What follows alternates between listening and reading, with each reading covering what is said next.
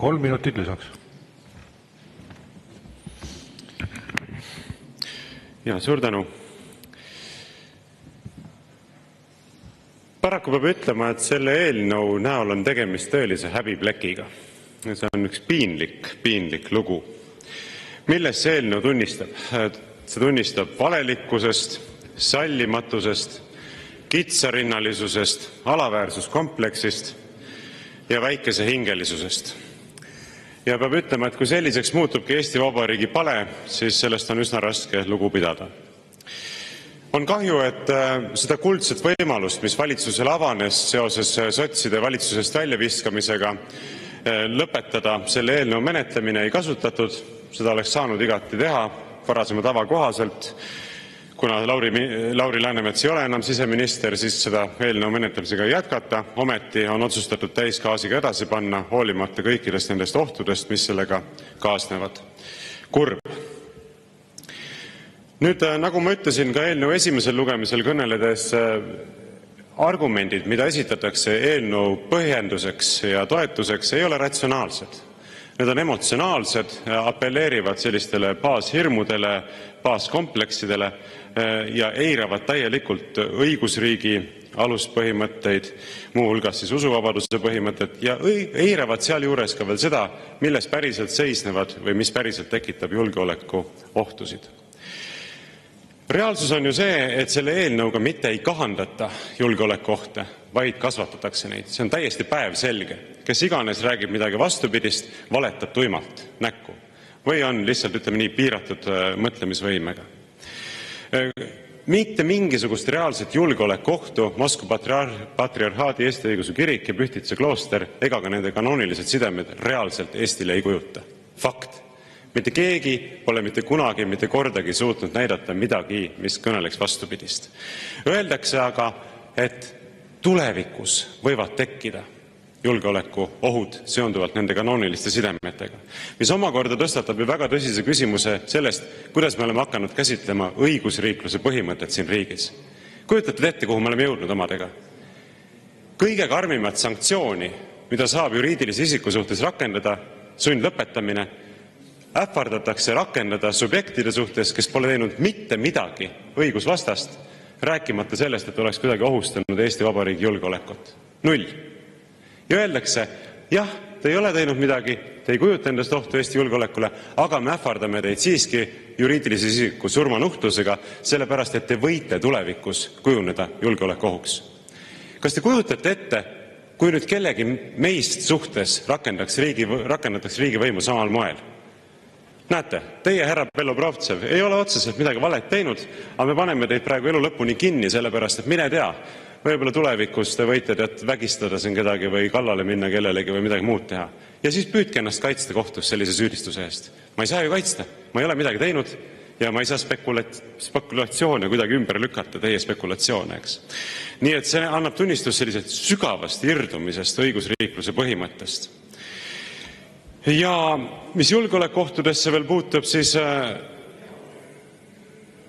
see on ju sügavalt rumal käitumine, mida praegusel hetkel tehakse. Ühelt poolt kisutakse tüli venelastega Eestis ja Venemaaga, läbi selle pakutakse kandikul võimalust Venemaale öelda, et näete, mis meie inimestega tehakse, kiusatakse taga Moskva patriarhaadi Eesti Õigeusu Kirikut ja Pühtitsa kloostrit, Eesti surimat kirikut ja kloostrit, eks, ja saab alati öelda, me peame oma inimestele appi minema, sellepärast, et niisugust asja ei saa küll ju kuidagi heaks kiita. Ise serveerite ju sellise kaardi väljamängimise võimaluse. Kes teeb seda? Teie ise teete. Ja teiselt poolt viiakse ellu programmi, millega näidatakse, et Eesti ka ei oma ühiseid väärtusi Ameerika Ühendriikide uue administratsiooniga.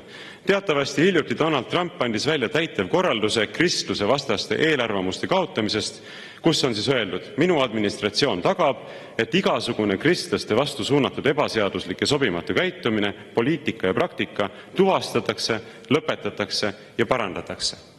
Nii et mind ausalt öeldes täitsa huvitab, mida ütleb selle projekti kohta, mida te siin ellu viite, peagi Eestisse jõudev Ameerika Ühendriikide uus Vene juudist suursaadik. Saab olema täitsa huvitav, pidades silmas ka neid sõnumeid, mida siis rõhutas J.D. Vance oma Müncheni kõnes, rääkides sellest, kas Euroopal ja Ameerikal üleüldse on ühised väärtused, mida ühiselt kaitsta.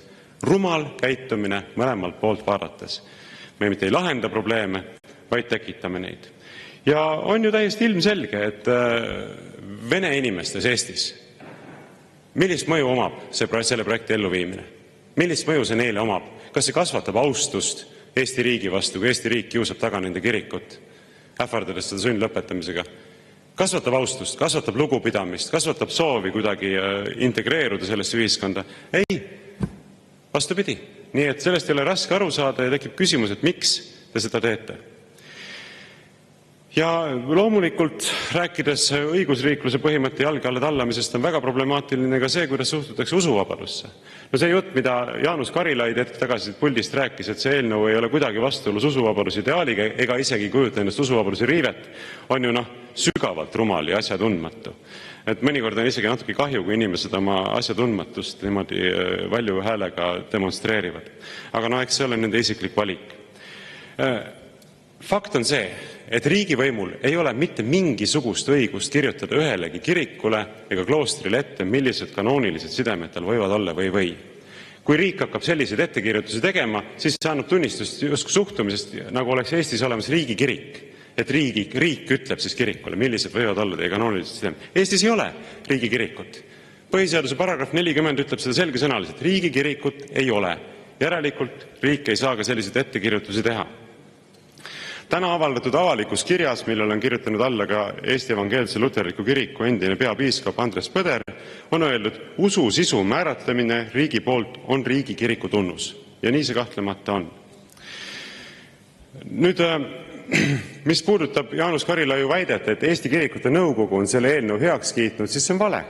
See on otsene vale. Mitte kusagil ei ole Eesti Kirikute Nõukogu öelnud, et meie arvates on tegemist igati korrektse eelnõuga ja me toetame sellise eelnõu vastuvõtmist.